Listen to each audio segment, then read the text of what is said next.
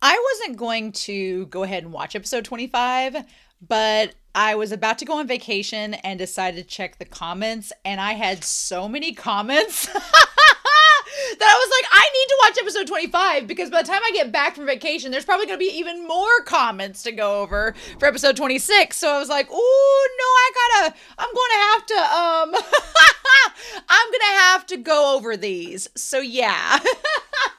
So it's Romania Black, we're on episode 25 of Frieren Beyond Journey's End. I am really liking this second exam and seeing them face these replicas and trying to it's really a cool way to do a character study within a medieval fantasy series because they're facing themselves and they're facing other people that they know, so they're able to kind of not only talk about their relations with those other people while they face them, but they're also talking about themselves. They're breaking down their own strengths and weaknesses. And when we last left off, we'd gathered the Council of Frieren together, and Fern had decided that she was going to take on Frieren. I was like, okay, all right, Fern. If anybody could do it, I think Fern would be the one to do it, but we'll see. So I want to get through all these comments because there are quite a few.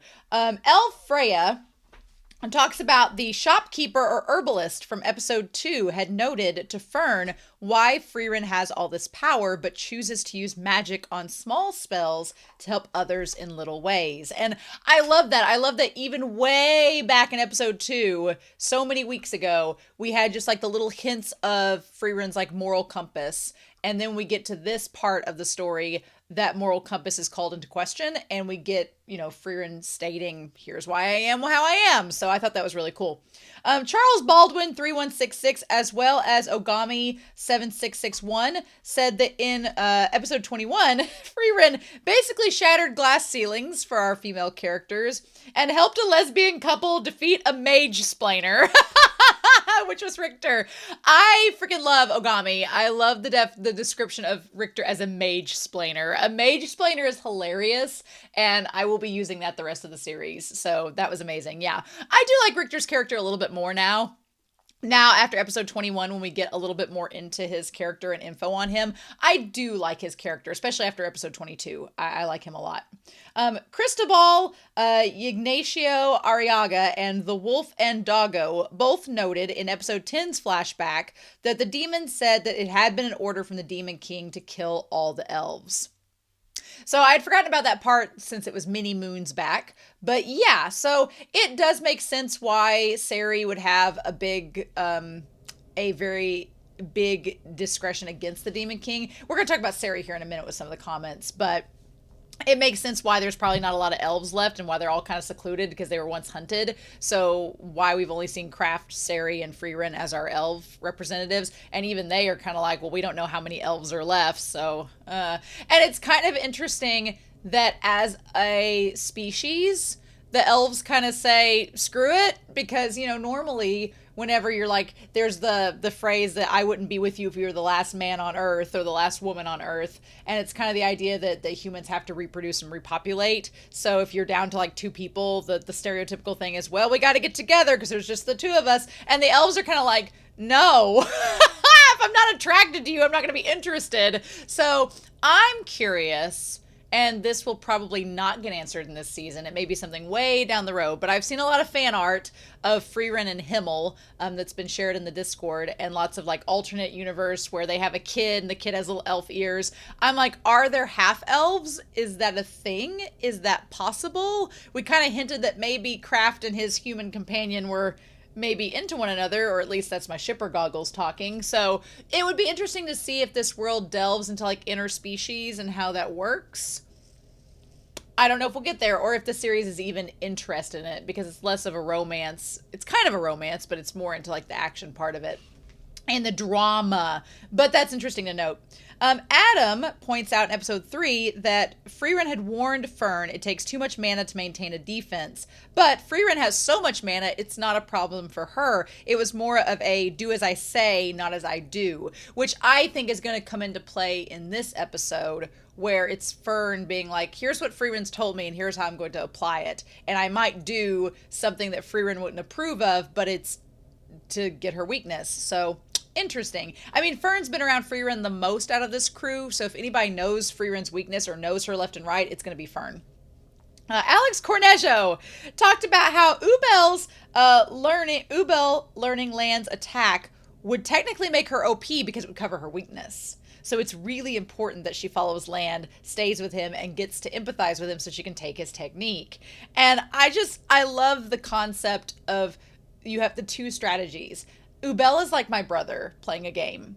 She like learns a special technique, she's strategizing, she's maximizing her like all of her moves, the strategy, what techniques she can use, getting that special combo technique that's gonna basically guarantee the win. That's my brother gaming. I am like Fern, where I will get you in a corner and just spam the attack button. My brother used to get so frustrated when we played Mortal Kombat because I would just get him in a corner and just keep pressing B, and he'd be like, I hate you, do something different. And I'm like, nope, I'm just gonna drop kick you till your health runs out. Me and Fern, we know, we get it. We're one and the same. But yeah, that was really cool. J.M. Hases points out that the contrast between Frieren and Seri with names and reputations, and I really liked this. I liked how Seri seeks battle even though she can't envision peace, even if she's strong enough to defeat the Demon King, but she's basically viewed as a living grimoire and is supposed to teach and hand down magic. So she's basically like a would-be warrior, but she's been reduced to being a living grimoire and teaching and handing down magic. I am curious about her in that regard, because even if she can't foresee peace, even if she thinks that there's going to be endless battle, why didn't she kill the Demon King if she was able to? Why not? And why, it seems like the whole living grimoire thing is self-chosen. So was she appointed as this? Why did she listen? Why did she stay there? There's a lot about Seri that we don't have answers to yet, and I'm very curious about.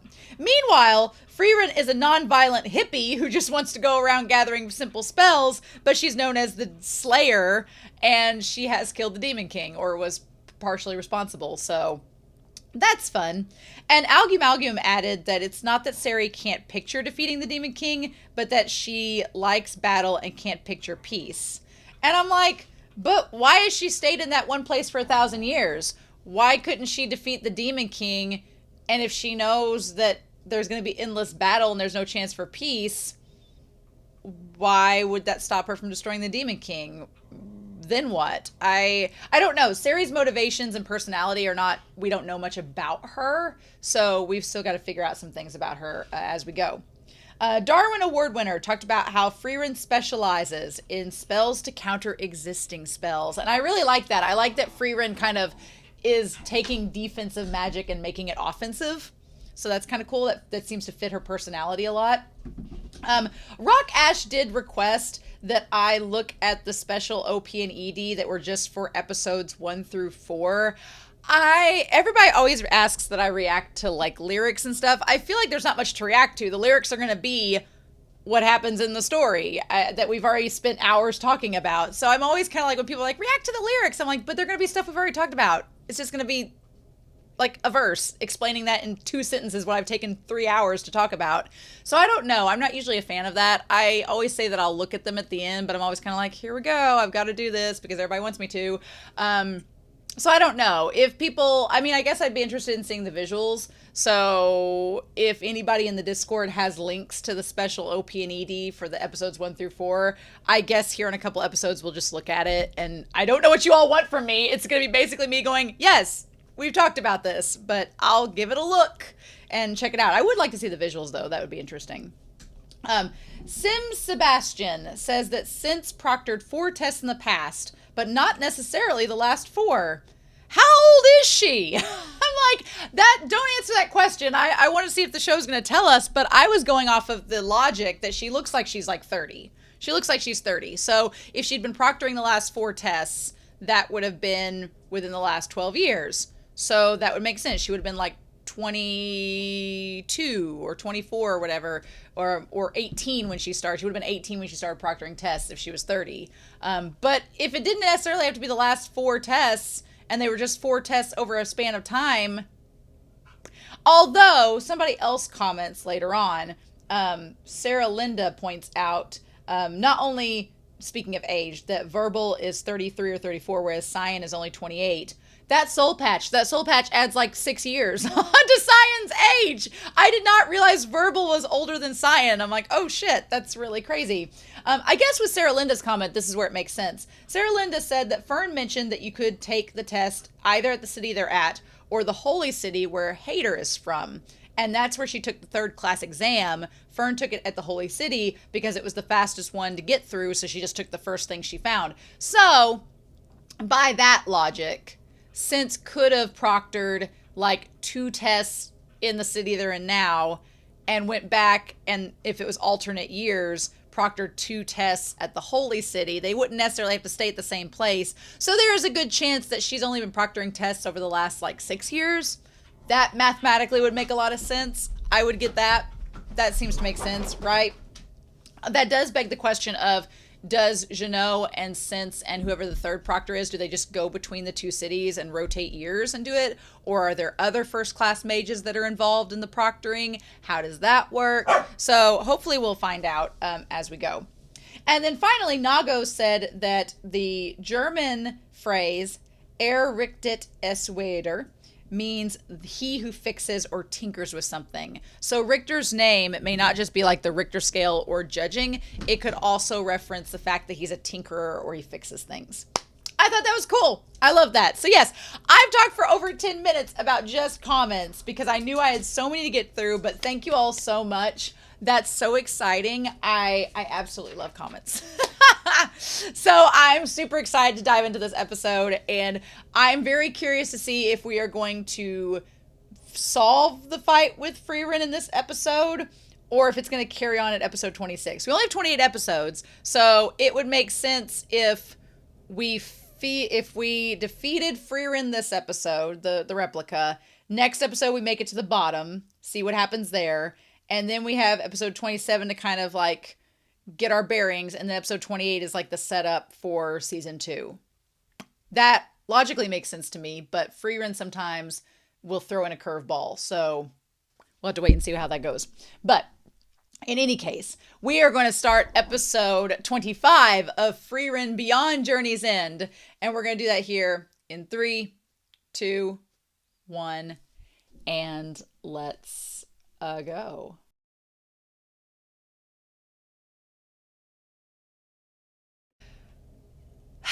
I just love this show so much. I love it so much, y'all. I can't even describe to y'all how fun it is. What I love about it is that it's like, I don't want to describe it as anti-Dragon Ball Z, but it kind of is, because I'm used to like in a battle like with Bleach and with Dragon Ball Z specifically, it's just like we're just gonna attack, it's gonna be brute force assault, here we go, and it's gonna be drug out and last like 3 episodes per battle, and then it's just gonna be this giant like bigger and bigger, and Frieren's just kind of like, it cuts through the fat, and it's like, we don't want to do that. We want to have a battle. It's concise, it's strategized, it makes sense, but we're not going to sit here and just fire off blasts at each other of energy because that's boring. Instead, we're going to take this moment to use the attack as a metaphor and explain that to you and use it as a character developing moment. And I'm like, yes, please. Yes, please. So, oh my God. I needed this episode. This episode was a lot of fun. I kept thinking there was going to be, maybe because it's been like the anniversary of the big Leroy Jenkins meme, but the last few episodes, I keep thinking that as they're strategizing, as they're planning it out, somebody's going to come in and muck it up.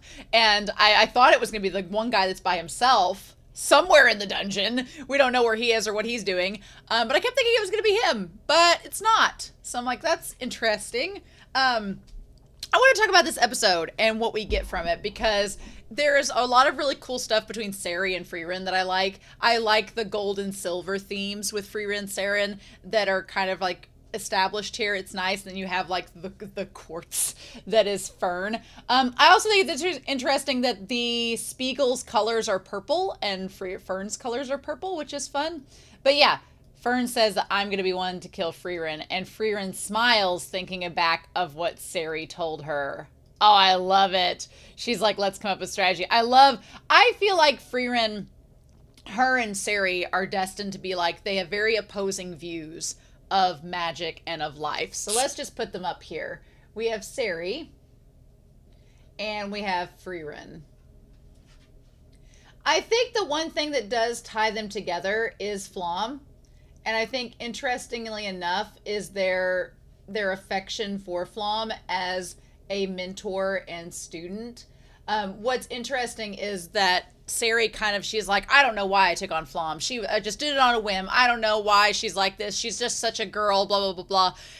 When the reality is she does care about Flom, and she did care about her. And there were little moments where her eyes flickered and she had this somber look. Like she was sad that she died. She just kind of creates a wall to cover that. And then we saw with Frieren when we first started talking about Flom, Frieren was like, yes, she was foolhardy and she was arrogant. She made these quick decisions. Blah, blah, blah. And then we go back, and as we get further on, it's revealed that no, Frieren really liked her instructor. She liked her mentor a lot, and she revered and respected her. And it's just, again, these two elves build up these walls to mask how they really feel about these people, and it just goes from there. So I like that. I like Flom as she's the flame bridging them together, right? Which is interesting because if you think about Flom, she's a flame, and so she melts the gold and silver to have it merge together and liquefy and merge, and that's kind of what happens between the two of them, right? But so let's compare, before we dive into this, Sari and Frieren. Frieren is all about accessibility. Accessibility to magic. She is open source, girl. She wants to open source it, make it accessible to everyone, and that everyone can use magic. And she describes it as fun, and that it brings happiness and purpose. And she also describes the idea that it's all about the little things, where she talks about the little spells, the little things that make a difference. Frieren's kind of a hippie, but I like Frieren. I like her view of it. I like that she believes that, and here's the big thing. The big thing for Frieren is that magic is special because anyone can use it. Because anyone can use it. She kind of reminds me, her views of magic kind of remind me of Carla from Attack on Titan, where she's like, we are all born special because we exist. Right? And this whole thing of life is this magical experience because it's an experience, right? It's not about the journey. It's not about the destination. It's about the journey, right? So I feel like Frieren kind of taps into Carla from Attack on Titan, where she's like, we're all born special because we're born. Like, we all have an innate ability to be special. Like, that's kind of the cool thing about us, right? And Frieren's not exactly a prodigy, so all of her hard work and training kind of reflects that, where it's all just about her hard work and dedication that's brought this up, right? So everything that Frieren believes, it all tracks with her character, her personality. It all makes sense. I really, really like that about her as we go through. And I'm going to skip the OP here and get to this part here. So then you have Sari on the other end of the spectrum, who believes that magic should be reserved. There should be a paywall. Basically, Frieren's out here doing free YouTube, and Sari has a Patreon. Sari's like, you have to have Patreon. You have to go through the paywall to get to the magic. It should be reserved only for the best.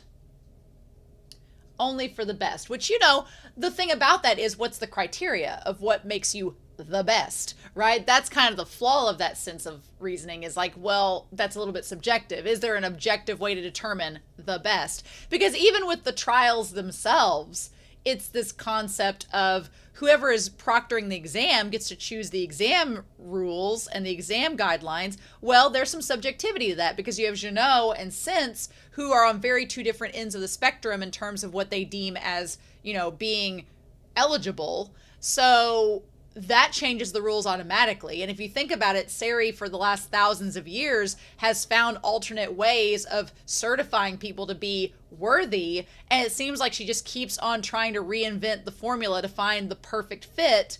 And she hasn't found it yet because there is no perfect fit. There is no perfect fit to determine who deserves magic and who doesn't. It's going to change and evolve. And she keeps trying to evolve with it.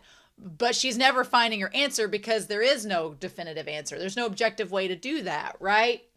And for her, only the select, only the best can use magic. And it seems like to Sari, magic is not necessarily something that's fun. It is something that is full of purpose, and it elevates status. It elevates status and should be used with caution. What was interesting was I thought that she was going to start talking about, when she talked about the age of the humans, I thought what she was going to talk about was, well, once these humans start using magic, they're going to defeat the Demon King. And Frieren's like, yeah, isn't that exciting? They're going to defeat the Demon King, the one that wants to kill us all. And what I thought Sari was going to say was, well, yes, and then they're going to come after us. Which is kind of what she gets at the end. She's like, but they're going to surpass us and then we're going to be targets. To her, she views magic as this big, giant, overarching power. It's not just about a little thing. It's about overarching power and authority tied to it. It's about staying at the top of the food chain, whereas Frieren's like, food chain? What food chain? And they both believe that magic is special, but for Sari, she believes that magic is special, so only a few should have access to it. And to her, she's like, those that are special, it's almost like the special are chosen. And there's this whole talk about like destiny and like fate and all of that. Whereas Frieren, I don't think believes in any of that. She's like, nah, everybody can use magic. It's just what you make of it. And Sari does not believe that, right? Sari is not on board with that. I don't know if I would describe Sari like Aaron, but in contrast to Carla, but maybe she's like Keith. I don't know. But I do think it's interesting that Sari is also driven by a fear of extermination that seems to be in her backyard. It seems to be in the back recesses of her mind, is that she has this little fear that, well, the demons learned magic, so we had to learn magic to counter the demons. And we, if we're strong enough to kill, it almost seems like Sari is suggesting that the Demon King is keeping the humans at bay, so the humans can't overtake the demons and threaten the elves because the demons are a problem, and the elves can't beat the demons, but they can still kind of hide from them or keep away from them. Whereas when Sari talks about the humans gaining magic, she's like, well, now they're going to get stronger than the demons and they're going to come for us. So there's this underlying fear with everything Sari is telling Frieren, and Frieren doesn't seem afraid. Frieren's like, but we're practically immortal, and if our time comes, our time comes. Like, Frieren just is like, well, if it happens, it happens, and we'll just have to live life to the full. It almost feels as if Frieren, in contrast to Sari feels like she is limiting her enjoyment of life because she's so afraid that it's going to be taken away by people that get access to magic that don't deserve it. Whereas Frieren, on the other hand, is basically like, YOLO. And here's the thing. Frieren wasn't always like that because Flom told her to hide and reserve herself until, the Demon King is defeated. So there is a distinction, I feel, between pre-Himmel Party Frieren and post-Himmel Party Frieren. And it seems like even back 1,000 years ago, when Flom was dying and she was like, Frieren, you need to keep yourself safe, keep training until you're ready to face the Demon King. Frieren was looking forward to that day where she would be strong enough to fight him. And it seemed like over the course of 1,000 years, Frieren kind of forgot about that. She kind of forgot about her original excitement at defeating the Demon King and being able to experience life and have the thrill of living it. And she'd kind of forgot it along the way. And Himmel's the one that reinvigorated that love of life for her. And meanwhile, you have post defeating the Demon King, post Himmel's death, Frieren's like, I need to be enjoying life because if I die, I die. I've lost the love of my life, so if I go joining him, I guess that's okay, but I'm going to keep enjoying life and keep trying to influence it as much as I can until then. So yeah, I really like that. I like what this episode explores with it. So the original plan was to use Edel's hypnosis magic to get through Frieren's defenses and then have Fern sweep in. That was the original plan. But then Dunst shows up and is like, yeah, that's not going to work. So let's break down where everybody is at this point. I think now, I like that Methode kind of knows what was going on. And so Blay is One Punch Man. So let's break down where the rest of the team is. We've got at this point, at the bottom of the basement, at this point, we have Fern and Frieren that are facing the replica of Frieren.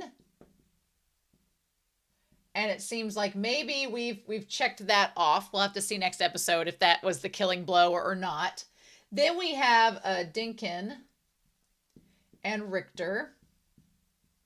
And we have Methode. Dunst looks like he's okay for now. And we have Lavine and Kinney. And it seems, and Laufen. All right.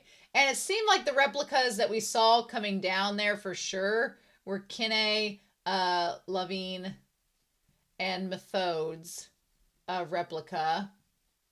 We know that Laufen's replica is already gone. They defeated it unless the Spiegel can respawn replicas. But I feel like it can't respawn them immediately. I feel like it may take like a day for them to respawn. So maybe that's the case. So we at least know those 3 replicas are coming down, right? We know that Ubel and Laufen, their replicas are gone. We know that that's the case. Their replicas are out of there. They're no longer a part of that, which is a good thing because Ubel's replica would be a problem. So we know that their replicas are gone too. I'm a little worried about Denken and Richter's replicas, but they don't seem to be in the picture yet. Then we know that, we know Edel's out. And we know Stargirl, I forget her name. We know that they're out. The ones that we're not sure about are Blay. He seems like he was out. He seemed like he was battling Sense's replica, and maybe he got out. And then we don't know about Bathman. Bathman is in the basement, is just cowering somewhere. We don't know where he is exactly. But that's 1, 2, 3, 4, 5, 6, 7, 8, 9, 10, 11, 12, 13. Where's the others that I'm missing? Who am I? Oh, yeah. And then Verbal. We have Verbal and we have Air and Sharf. They're off battling replicas of themselves right now.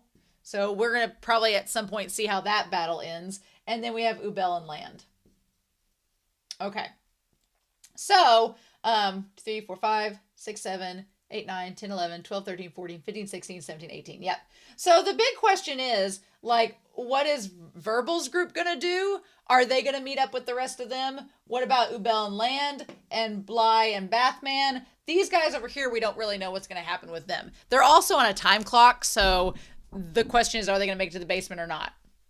I don't know. And we do have 3 episodes left, so we actually have a lot to round up and conclude. So we're going to have to find out, how are these guys going to do against the replicas? How's that going to work?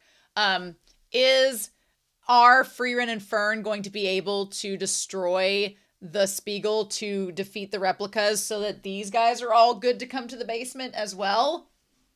I feel like that could be the case as well. I feel like a lot of them could end up passing this exam, this second test, and Jeannot's going to be like, why did you let all of these mage potentials pass? And then Sense is going to be like, well, Frieren's open source and she's letting everybody in. So it feels like I know some people might criticize this episode because it seems like there's going to be too many pass the test, but I'm like, that's kind of the point. That's Frieren's whole goal, is to let all these people pass and be accessible to the magic. So I'm like, it's all lining up with Frieren's goal. Her hippy dippy, she's got her peace bus. She's ready to go. It's great. I'm kind of all about it. So yeah, they managed to talk about, I tell you what, Sense's replica is terrifying. She is so scary.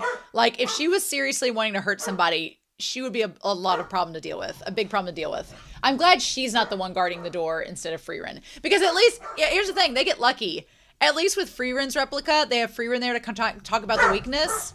But if it had been Sense's replica there, what would they have done? I guess they would have ganged up on her, but maybe they could have visioned defeating her, maybe. I love the animation where Blay turns around and like gets himself up. Huckleberry, what are you doing? Where Blay turns around and gets himself up and like cracks his neck and faces Sense. That animation was really well done. The animation in this episode looked great, by the way. It was really, really good. So yeah, and then Denken is such a card when Dunst is like, do you think we can work together now? And Denken's like, that was my goal from the start. The moral of the story in this episode is if y'all had just worked together from the beginning, we could have solved this problem. We could have all worked together, got to the bottom of the mage, probably would have been fine. I love the twist that, because, you know, at this point it's like, well, what's stopping them at the bottom of the dungeon from getting to the very end? Because they should be able to get the Spiegel. I love the information that all the replicas are gathering at the bottom of the dungeon waiting on you, and they're all going to ambush you and team up, and then it's just this big all-out in-game style battle, and that's why nobody's passed it before.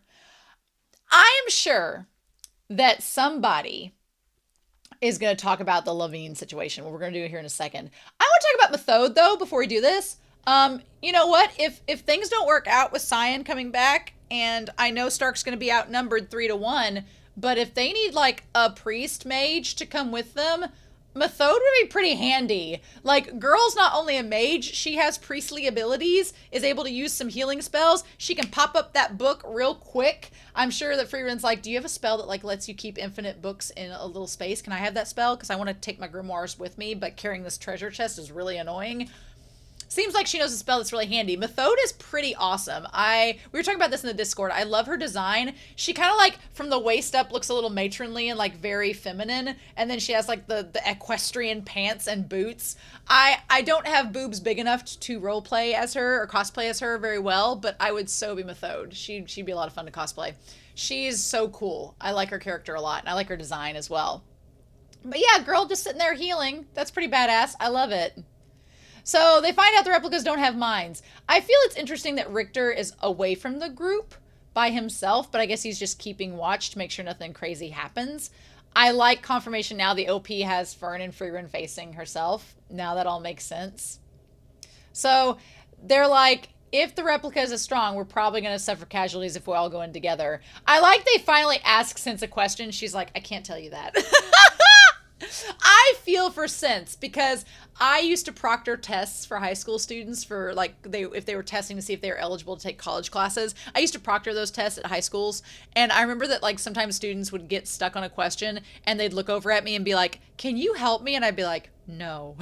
I was like, "I can't help you with that question. I'm sorry." I felt like Sense. I was like, "Girl, I feel you." It's like, I can't help you. I'm sorry. What we're gonna do? Yeah, hilarious. So then Lavine and Kenne show up.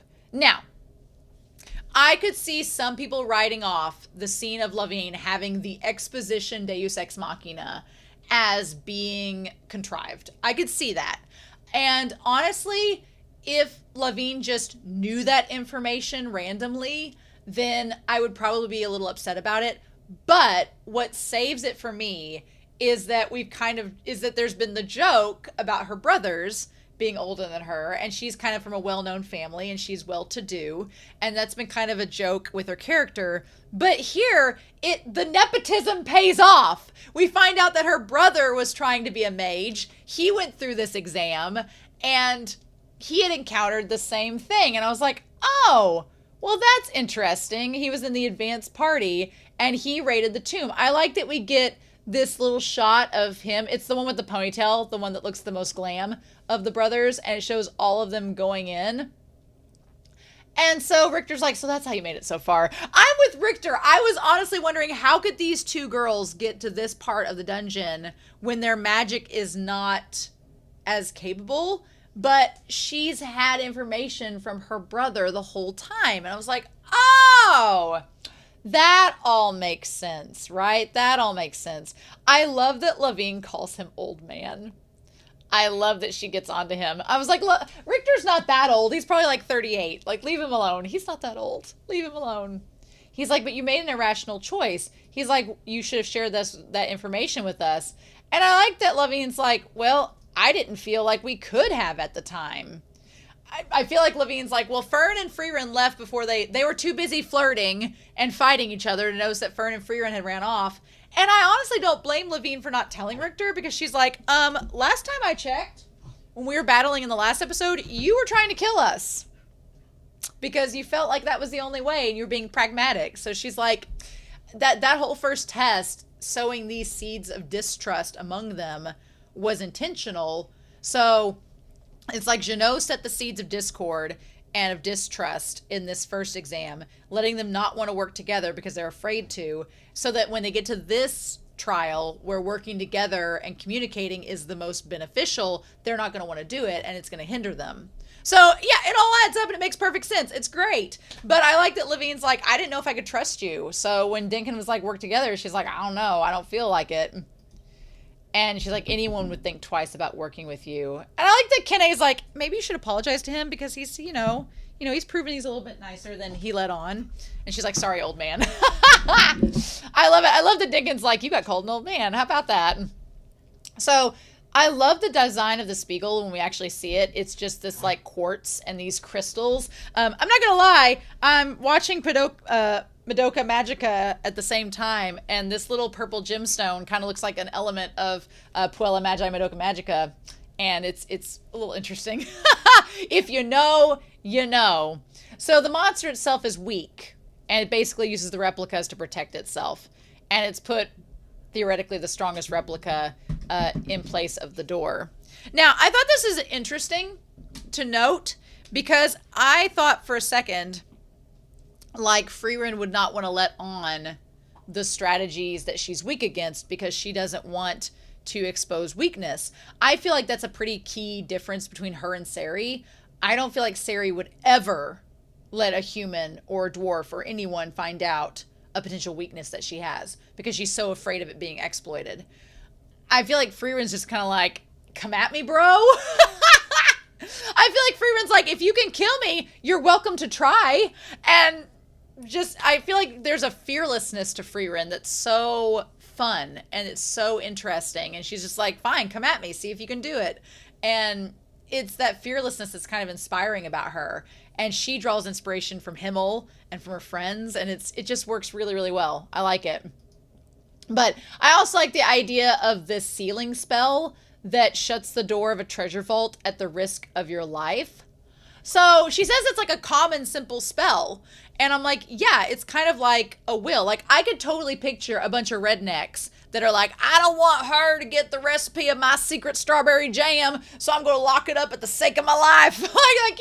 I feel like there's some old Southern woman that has all of these recipes that she doesn't want to give out to anybody. And they're in a little box. These little recipe cards are in a box. And she's put a sealing spell on there that she's like, until my death, you won't get a hold of my potato salad recipe that's won 6 counted championships. Like, I just picture that. And that's why it's such a folklore spell. And Frieren's like, that's handy. I can use that on a massive scale. There we go. So I think that's interesting. I like that a lot.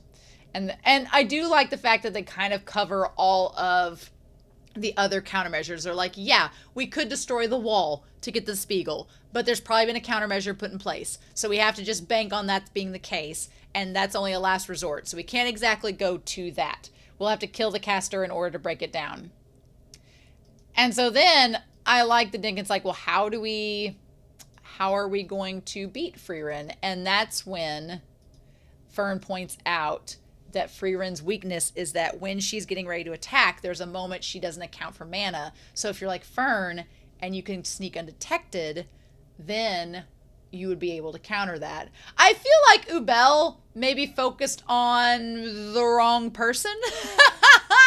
She's so obsessed with Land's ability that I'm like, I feel like, but I don't know if Fern's ability to conceal mana is necessarily an ability that Ubel can copy, or if it's just part of Fern's demeanor and personality. I don't know. In any case, we do get the idea of the brother and them going through, and I wanted to kind of look, the light was blinding me a little bit. We have some of these mages that show up, most members died. But we don't know if any of them passed on to become mages after that. I don't know. So then Fern's like, I can exploit Frieren's weakness. And she shows Denken. And Denken's like, oh, I didn't realize it. I like that Denken and Fern are the only two that really realize it because Denken's so experienced and he has so much wisdom that he's like, oh shit, that's what it was? I should have known. Whereas Lavigne and Kenny, they don't get it. They're like, well, what was the weakness? But he points out. And I like that Frieren, she works so hard and she's been around so long that she's gained all this experience. And it's kind of like, it's sort of like, Frieren reminds me a little bit of a Pokemon that you've grinded to level 100, but you didn't necessarily know all of the strategies and techniques and which ones were the best. So you were just like, I've got a level 100 Pokemon. We're going to at least beat the ones that are level 50, right? Whereas if somebody really strategized, they could probably find a way to defeat her, right? But if you can't envision defeating her, then you're not going to do it, right? And so that's interesting. But I like that Frieren's kind of embarrassed. She's like, yeah, this is something that anybody should be able to do, but I can't do it, so I don't talk about it. It's so cute. It's this like little weakness. And she's like, I just don't want to talk about it. It's embarrassing. I love it. It's very cute. So they're like, I can't imagine there are many mages to exploit that vulnerability. That's the thing. They can't envision exploiting it, but Fern can. And that's what let Fern do it. She's like, no, I believe I can do it. So we're good. And I like the fact that Sense is just sitting there watching them like, all right, let's see how this goes. So then they strategize. I love the whimsical music while they're strategizing. It's so freaking cute. I love it. I also love that during this entire strategizing meeting where they're going over their plans, Lavigne and Kine are just having their flirty moments. I'm like, girls, can you flirt some other time? Can you find a means to flirt that's not right now? It's super cute though. I love it. And then Fern's like, you're really enjoying this. And Frieren's like, it reminds me of back when I would used to like plan out our strategies with Himmel and Eisen and Hyder. What I love the dragon's design. I love the blues. And I love how Himmel and they all get along so good. Like I love seeing these little flashback moments where Himmel's like, okay, we're going to do this. And we're going to do this. Here's our plan. Like Himmel loves solving dungeons. He loves playing the game. He loves his D&D experience. He's like, here's all of our plans. Like Himmel also gets hotter each episode. It's not fair. It's not fair. And I don't know if it's just us with Frieren's perspective. I'm like, girl, you had all of these opportunities to jump on this. Why didn't you? The hindsight is real. I'm just like, that shot where he's looking at Eisen and his hair's like flowing over and he's got the undercut. Y'all. He's so damn hot in this scene. Hansel's so hot right now. And I just love the idea that poor, like, Hyder being hungover. Dude, what a mood. I am someone that I don't really drink anymore. I maybe have like one drink a month. Maybe if I'm being cautious. And that's just because my body can't take it anymore. It can't process alcohol. And it's like any drink I have, if I drink too much, I will have a massive hangover. I will be Hyder. It's like my body has to completely purge itself and restart. It is the worst feeling. I get the worst hangovers. And so it's one of the reasons I don't really drink anymore because I'm just like, it's just the hangovers are terrible. And I feel like Hyder, when he was like stretched over that gemstone and just like dead to the world, I felt that. I was like, I've been there. And then damn, Himmel like slashes the sword down, looks so handsome. Ugh. And Frieren's just like, yeah. I'm just like, damn it. Why? It's just like, it just cuts to your soul. It's like, it's not fair. It's not fair they can't be together. Why is this? So yeah, and then they map out the plan. And honestly, it looks like it's this big elaborate plan, but when you actually look at the diagram, it's like 3 moves. She's like, I'm going to bring Frieren here. Fern's going to come in here. She's going to blast Frieren. End of story. Meanwhile, you all stay on the outside. So if the replicas come on, you can take them and we won't be surrounded. It's genius. I freaking love it. It's such a good strategy and it's so cool. And they're like, do you need any help? And I like their excuse being like, yeah, in this situation, having a bunch of people against Frieren makes sense, but then we would get ambushed and it wouldn't be good. And so they take them on. Can I also talk about the animation in this scene? The animation, all the purple lights and like the purple light connecting and complementing Fern's design was gorgeous. And then all the blasts and then it cutting to that like brilliant red and the fire, almost like the earrings that Frieren's wearing and matching that. Like it is a fashionable battle energy aesthetic that is going on in this episode. And it looked absolutely amazing. Like the two Frierens battling off in the red blaze and then the purple and reds. Yes, please. Oh my God. It's so good. But yeah, it's just like there's all of the replicas and it shows that they're all coming from the basement and where they came from and they're all going to meet down there. Yep.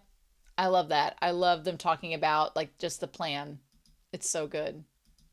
And she's like, do you want me to use Zoltrack? And I love that Frieren says, that is the quickest spell that you can use. And not only that, it's also, I'm realizing right behind me that like Lavigne has like, she's basically like pressing up Kine. I'm like, girls, you go can quit flirting at any time. But I also like this idea that Frieren talks about how like with new magic and the elves, it's kind of a metaphor for like the older generation using technology. Like if you grew up with a computer, chances are you know how to use it because you've always had to use it. It's like if you've had a phone, you've grown up with a phone, you've always known how to use phone. When you're younger, learning is a lot easier. So if you are younger and inundated to technology, your brain gets to process and know how to use it faster. Whereas if you showed me today this technology that you've been messing with since you were born, it will take me longer to figure it out probably, but you'll already have it down like that. So Frieren is saying, she's like, it's just like an old person dealing with a computer for the first time. They'll get it, they'll be able to use it, but it's going to take just a little bit of time to process it. Whereas you have known it since birth, so it's natural to you. So Frieren's like, yeah, the Zoltrack spell, you grew up with the defense of it, so it doesn't seem special to you. But for me, it's something that I have to think about. And I feel like that's one of the reasons that Frieren developed these counter spells to get humans used to it so it was natural for them. Because again, magic should be for everyone. I love it. She's like, to you, it's nothing special. So you're going to be able to use it. Just don't doubt yourself. And what I'm glad that this series does is it doesn't have that big melodramatic, long drawn out, like moment of Fern being like, oh, I don't know if I'm going to be able to kill Frieren or not. I just don't know. It's like, no, she knows. Let's get to it. She knows. I love that Frieren is like trims that fat out, cut out the unnecessary bullshit and just get down to brass tacks. Love it. So then we have the conversation again between Sari and Frieren. And I don't ship Sari and Frieren by any means, but I absolutely love their dynamic. I love them as platonic rivals. And not rivals in the sense that they're going to fight each other, because I think that it wouldn't go anywhere. Platonic rivals in how they view magic, in how they think about it, the idea of the will. The moment that she said the will, there was like a little bit of twitch in Sari's face. So when Sari's like, oh, I don't care about Flom, I'm like, bullshit, you don't care about Flom. Sure, nice try. Sure, Jan. But her just getting the will and then reading it. I like also the idea that Frieren kind of knew what the will was going to be about, and she was just trying to gauge, what Sari thought of it. So Sari just doesn't like the idea of humans learning magic and studying it. She's like, she wants to hoard it all to herself. And she calls what Flom is doing greedy. And I'm like, that is pot calling the kettle black, because it's like Sari is withholding and kind of, she's like a dragon in a treasure trove where the dragon just keeps all the gold for themselves and doesn't want any of the humans having it. Sari's kind of like that with all the grimoires and all the magic, right? I do like the one detail where when Sari and Frieren are talking to one another, the books are at a certain level, but then when we go back, I'm pretty sure the books are like a lot higher, like she's collected more or more have been brought to her. So we think. Right. Also, I like the idea, if we're talking about like aesthetics and how it connects to their personality, Sari's hair is straight. It's straight, it's defined, it's controlled, and Frieren's is very like fluffy and wavy and like uncontrolled. It gives off the hippie vibes really, really well. Works really, really nice. And she's like, I also just love the idea that Sari has been trying to control the use of magic all this time and seeing like who gets access to it and who doesn't. And she does bring up a good point. She's like, once the word gets out, once the magic starts getting out, more and more people are going to start using it. Once you throw this knowledge out there, it's going to spread like wildfire. And then people are going to be able to use it. And it almost seems like Sari's like, and then I can't control it. If I'm in my little room and I have all the knowledge, I get to control who gets it and who doesn't. And that means I can control the outcome of who uses that magic because they're people that I have chosen. And there's this weird sense of control. And I don't know Sari's backstory yet because we don't know a lot about her. If part of it is that Sari, comes from a generation that was targeted by the Demon King and she has watched her people be exterminated. And so she feels that fear of losing control as an immortal being of her own life. And so that's why she has that control and why she wants to keep it. If it's that, or, if it's something else, we need to know more information, but she just fears that control being spread. And I like that we get to see some of the towns, like on the map there, we've seen some of them, like Tor, we know about Tor, but then other ones aren't on the map yet from 1,000 years ago, which is really cool. I like that.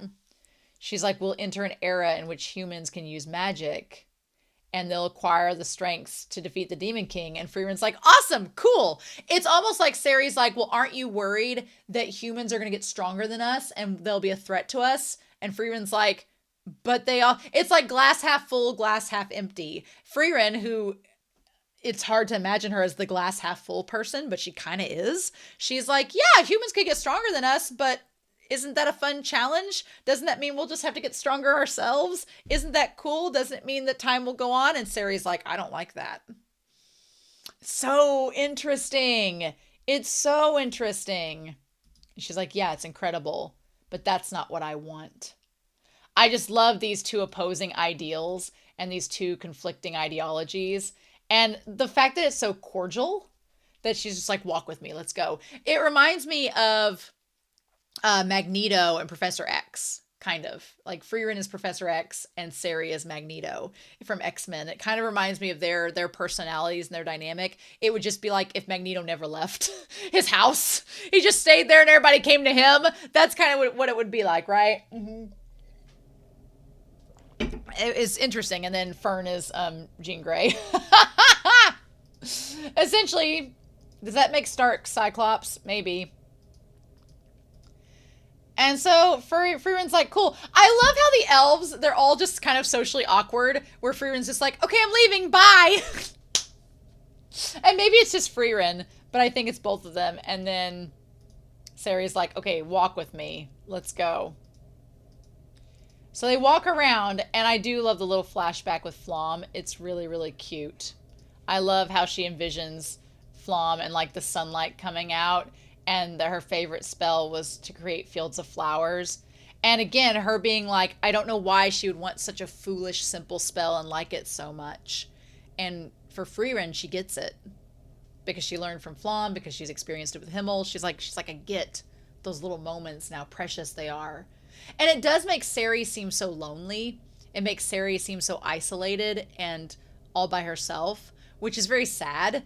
And a part of me kind of wants Frieren to be there for Sari. I know they're not siblings. Sari and Frieren are not siblings, but it gives me a very like Vash and Knives feeling from Trigun with Sari and Frieren. It gives me a little bit of that kind of dynamic where there's just kind of like an isolation of Sari and she doesn't want to be near the humans. She doesn't want to interact with them. But whereas Frieren has kind of learned the benefit of being with the humans and how wonderful life can be with more people in it and all of this. So it gives me like a Vash and Knives dynamic a lot too, which I like quite a bit. Anyway, so yeah, there's that little flashback moment and they get to the end of the cliff there where the sunlight is. And I love that Frieren describes Flom being in a hurry. It was giving me very like Alexander Hamilton vibes from Hamilton, like the, you always write like you're running out of time because they know how fleeting their existence is. Whereas Sari's like, yeah, we can take our time and enjoy things because we're basically living through an eternity, right? So we don't have like all of this rush. And Frieren's like, that's true, but I like how they kind of talk about the downfall of immortality being like you don't get to enjoy life because you just don't think of it as having limits. So there's not any urgency to live because you're going to live forever. So I like that Frieren's like, but we should be savoring these moments and making them. And I like that it seems like Frieren kind of got lost along the way from this moment with her and Sari, but it took interacting with Fern and Himmel and the others to kind of bring her back to it, which is so good. And she's like, the era of humans. And then we come over there to Himmel, like asking for her hand. And he's the one that's out there in front all by himself. And she's like, the humans will overtake us. And Frieren's like, in a fight? They'll overtake us in a fight? Are we sure? Right? I also like the idea that as she's, traveling with them, and as Sari's words are being said, we see her like traveling and looking over at Himmel and them as if during her adventures with Himmel and the others, she was processing and thinking of what Sari had told her all those thousands of years ago. And kind of coming to the conclusion of, yeah, they can overtake us, but and Sari says, don't neglect in your training. Where she's saying, I like that for Sari, what she was telling her was, she was telling Frieren to be afraid and saying like the humans are going to overtake us one day. So you need to keep training so that you'll be able to fight them if the time comes. Whereas Frieren instead kept training to become stronger, not to fight against the humans, but to fight alongside them. And I'm like, yes, I love it. I love the little thumbs up where she helps blast the demons and then Himmel's like, yeah, good job. That was so freaking cute. And she's like, if anyone kills you, it's going to be the Demon King. I love the Demon King's castle, the style of it. Oh my God. I want us to get to where we see what happened with the Demon King. I want to see it. That castle looks so freaking cool. Oh my God. I want to see that moment. I want to see that battle. I know that it's already happened, but I want to see it because that castle design is so freaking cool. It's giving me Unico vibes. It gives me Unico vibes. It gives me Beauty and the Beast vibes. It gives me Berserk vibes. I love it. It's so awesome. She's like, either the Demon King's going to kill you, which didn't happen, or a human mage is going to kill you. And Frieren's like, yep, that's what I'm banking on. I'm looking forward to it. And Sari's like, I don't understand. We're going to see so many different kinds of mages and spells. She's like, that's what I want. I like that it's basically like Sari has that one flavor of milkshake that she likes so much. And she's like, I don't want it discontinued. So I'm going to guard it with my life and I'm going to hoard it away. Meanwhile, Frieren's like, but life's like a Baskin Robbins. There's 32 flavors. Let's get all the flavors. Let's mix and match. Let's have endless combos. Let's go. And Sari's like, don't you appreciate this one flavor? And she's like, no. So again, the difference in their personalities, right? And then her being like, fine, if I get killed by a human mage, won't that be exciting though? And then boom, there it is. Yeah! Oh my God. So we don't know. We don't know if the replica of Frieren gets beat in this episode. We're not sure at this point, right? We're not sure if that's going to go down, but seems like it could, right? So meanwhile, we're going to have to see next week if we get this whole thing with the replicas and them, how that's going to go, what that's going to look like. Meanwhile, to see what Verbal, Air, and Sharf are doing, and then Ubel and Land, if they're going to get through, if they're going to make it in time, and then if Bathman and Blay ends up making it as well. So for having 3 episodes left, we still have quite a bit to resolve. I don't know next episode if we're going to get the resolution to everything, if it's going to be like the resolution of all the battles next episode. It seems like it's going to be, and then again, the aftermath of them passing the test, whoever passes in episode 27, and then building up to episode 28 at the end there. So I don't know. Stark's missing out. Stark's missing out on so much. Bless his heart. He's going to be like, wait, what have you guys been doing? What's been going on? Oh my God. So I loved this episode. This was so much fun. I can't wait to hear your comments about it down below. But I hope you all have a wonderful week. Please stay safe. Take care. And yeah, I'll be back very soon with more Frieren Beyond Journey's End.